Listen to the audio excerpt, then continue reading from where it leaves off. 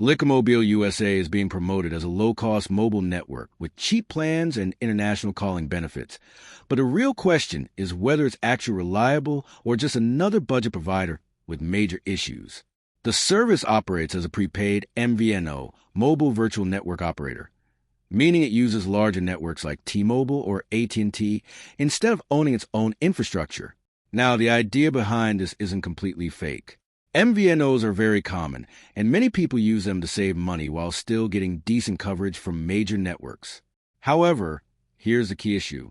While LycaMobile is a real, legitimate company operating globally, its reliability, especially in the U.S., is highly inconsistent. There are some positives. The service is known for very low prices and strong international calling options, which makes it attractive for budget users or travelers. But the downsides are hard to ignore. Customer feedback across multiple platforms is overwhelmingly negative. It has an extremely low rating, 1.0, 1.6 stars, on review sites SiteJabber. The Better Business Bureau shows an average of around 1.06/5 from dozens of reviews. Common complaints include poor or unresponsive customer support, SIM activation and service issues, difficulty getting refunds or transferring numbers, unexpected charges or account problems. From real user discussions, the pattern is even clearer.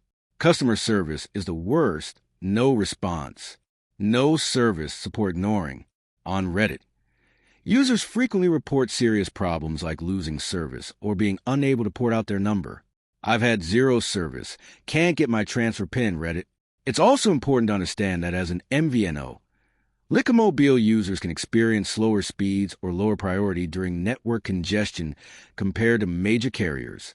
So, is LycaMobile USA real or fake? It's definitely a real mobile network provider, not a scam.